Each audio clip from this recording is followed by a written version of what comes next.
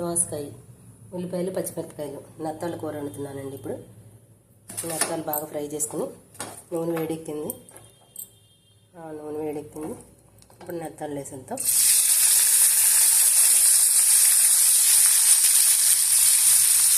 నత్తాలు శుభ్రం కడుక్కోవాలి. లోపల పొట్టలో నల్లగా ఒక పేజీ లాంటివి ఉంటుంది.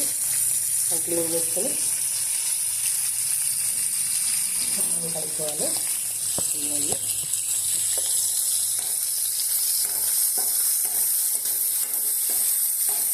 ఎర్రగా వేసేసి ఇదిగోండి, ఎర్రగా వేగాయి. మీడియం మంట మీద వేసుకోవాలి బాగా. ఇప్పుడు వేగిని తీసేద్దాం. సిమ్లో పెట్టేసుకొని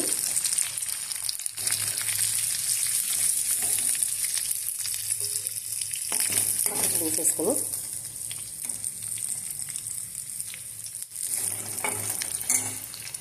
ఇప్పుడు నూనెలో ఉల్లిపాయలు, పచ్చిమిరపకాయలు వేద్దాం.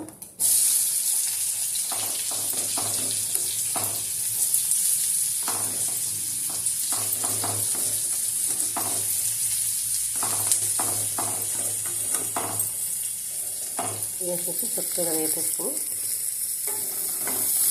కొంచెం నూనె పడుతుందండి. నూనె వేద్దాం. నూనె వేసుకుని ఎగుతున్నాయి. ఇంకా సాల్ట్ వేస్తున్నాను. ఉప్పు, కల్లుప్పు. ఎందుకంటే కూరలో నేను ఎక్కువ కల్లుప్పు వేస్తాను. సముద్రం ఉప్పు, వేపులకైతే మామూలుగా వేస్తాను అన్నమాట. తర్వాత కొంచెం పసుపు వేద్దాం.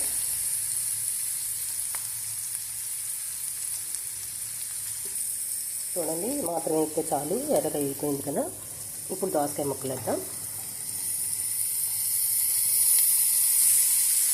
వేసేసి ఒకసారి కలిపి మూత పెట్టేద్దాం. కొంచెం కారం వేద్దాం. కారం వేసి ఇప్పుడు శుభ్రం కలిపేసి మూత పెట్టేస్తాం. నీరు వస్తుంది కదా, కొంచెం మగ్గుతుంది. ఆ తర్వాత కావాలంటే కొంచెం వాటర్ వేసుకుందాం. ఒకసారి మూత తీసి చూద్దాం.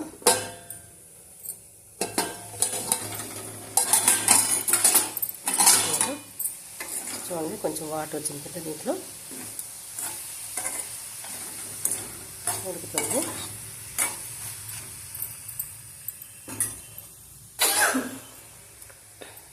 ఇందులో కొంచెం అల్లం పొడి వేస్తాను. కొంచెం చిన్న, ఎక్కువ కాదు, కొంచెం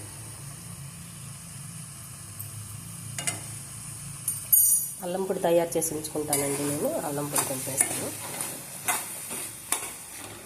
కొంచెం వాటర్ వేసేసి మూత పెట్టేద్దాం. పోసేద్దాంలేండి, ఉడికిపోతుంది. మెత్తగా ఉడకాలి కదా దోసకాయ.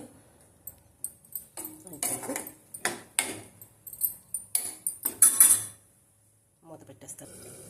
ఇప్పుడు ఒకసారి మూత తీసి చూద్దాం. ఉడికింది కదా.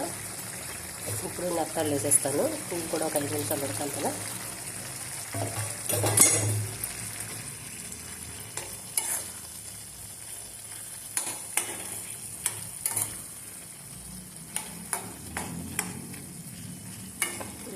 అలా ఉడికిపోతుంది.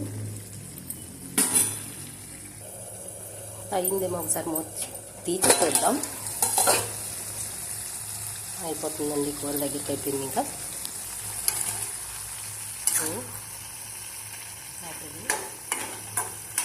స్టవ్ ఆపేద్దాం. ఆ వేడి దగ్గరికి అయిపోతుంది. సరే అండి, ఇది నత్తాళ్ళు దోసకాయ కూర. Please subscribe my channel. Like and subscribe please.